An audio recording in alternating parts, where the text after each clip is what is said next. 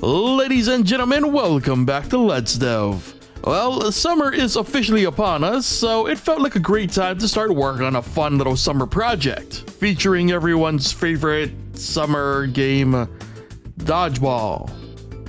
Yeah, Dodgeball.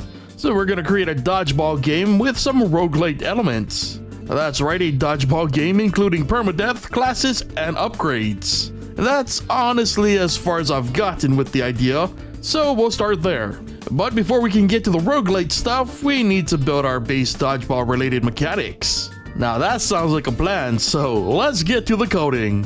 First up was creating the ball object, which would work as a typical projectile when given a move speed above 0. Next, 3 of these would spawn in the middle of our stage. Then it was on to the player code.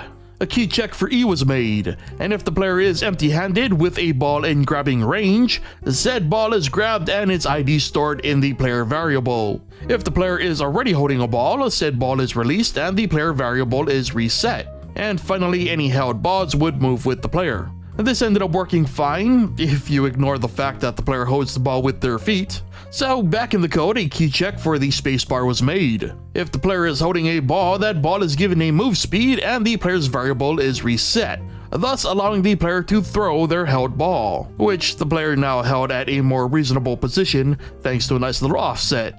So, to make things a bit more interesting, a throw meter was added. The throw event was changed to a key release check, and a meter was drawn anytime the player begins winding up for a throw.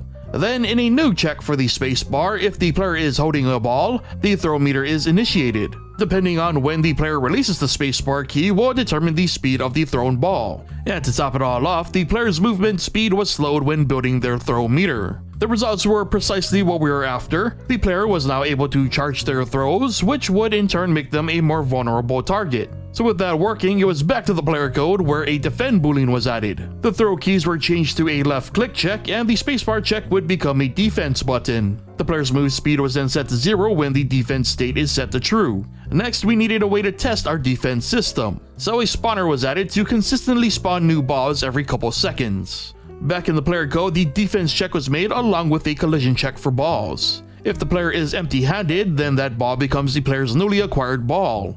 And if the player is already holding a ball, the collided ball would have its move direction changed. This ended up being halfway successful, with the player being able to catch moving balls. However, blocking balls with a held ball wasn't working. So instead of trying anything too fancy, I decided to go with a real simple fix. The collision code was moved to the ball itself. So if 2 balls collide and are in active play, their directions are changed. And because the player is already holding one of those active balls, the only ball to react would be the opposing ball. Next, to make sure everything was in fact working properly, a non-defensive player colliding with an actively thrown ball would reset the room. Now, this ended up indeed working, and in a way made our game far more realistic with how ball defenses would work. However, an issue arose when the player would then try to throw their ball. The ball would become active, and the player collision meant players would end up hitting themselves. So an owner variable was added so that friendly fire, including players hitting themselves, was no longer possible. And there we had it, a solid start to our Dodgeball Roguelite.